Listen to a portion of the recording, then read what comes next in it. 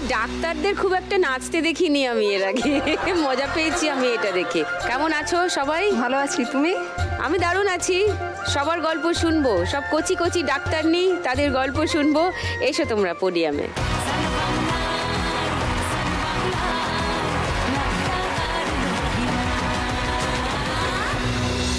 কেয়া। হ্যাঁ দিদি। কি হচ্ছে জীবনে বলো, তুমি কোথা থেকে এসছো, কি করছো?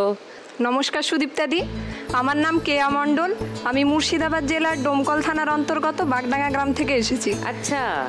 আমি বর্তমানে দ্বিতীয় বর্ষের ডাক্তারি পড়ুয়া, college of medicine and JNM hospital কল্যাণীতে। বাহ, ভেরি নাইস। পরের মা লক্ষ্মীর কাছে যাই।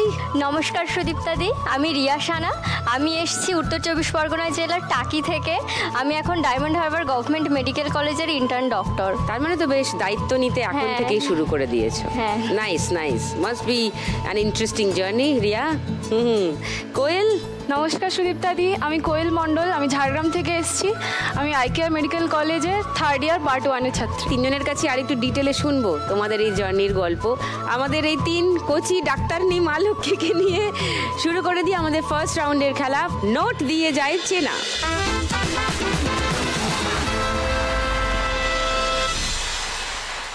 খেলা শুরু করার আগে কেয়াকে জিজ্ঞাসা করি একটু, তোমার জার্নিটা নিয়ে একটু শুনি। কেয়া, তোমার ডাক্তারি পড়ার জার্নি। মধুরকুল হাই স্কুল থেকে ক্লাস 8 অবধি পড়াশোনা করি। আচ্ছা। আমাদের বাড়ির ওখানেই। তারপরে আমি ক্লাস 9-এ অ্যাডমিশন টেস্ট দিয়ে আলামিন মিশনে চলে যাই। আচ্ছা, কেন? কারণ আমাদের ওখানে তো সেই পরিষেবাটা নেই, ভালো করে পড়াশোনা করা, দূরে টিউশন যাওয়া একটা মেয়ের পক্ষে সেটা সম্ভব নয়। আর বাবা তো সারাদিন কাজ করে, তাই আমাকে নিজেই করেন। জল তোলা যে মেশিনগুলো হয় মাঠে, সেইগুলো সারার কাজ করে। ও ওকে, আচ্ছা। তারপরে সেখানে খুব কম টাকায় পড়ার আমি সুযোগ পাই। আর তারপরে আমি 2019 সালে এইচএস দিই। 19 সাল থেকে আমার চান্স পেতে প্রায় 4 বছরের সময় লেগে যায়। কেন? কারণ আমি 2020 সালে কোভিড প্যান্ডেমিকের কারণে সেরকম পড়াশোনা করতে পারিনি। 21 সালে খুব অল্প নাম্বারের জন্য আমি চান্স পাইনি এমবিবিএসে। তারপরে পরের বছর যখন আমি আবার নিট দিই, তো আমার সেন্টার পড়ে হাওড়ার যোগেশ স্কুলে। তো সেখানে স্কুলে ঢোকার আগে আমি খেতে যাই একটা দোকানে। তো দোকান থেকে বেরোনোর সময় হঠাৎ আমার ওই শাটার থেকে একটা মরিচা আমার চোখে এসে পড়ে। মরিচা যেগুলো তোমার ওই শাটারে থাকে, লোহার মরিচা পড়ে গেছিল।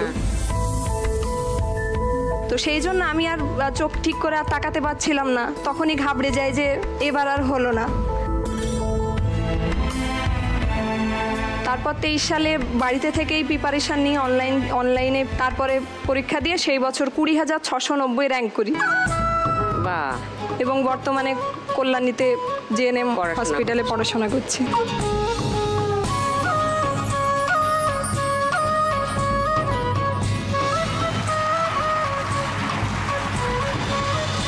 ডাক্তারি পরীক্ষার প্রিপারেশনে তো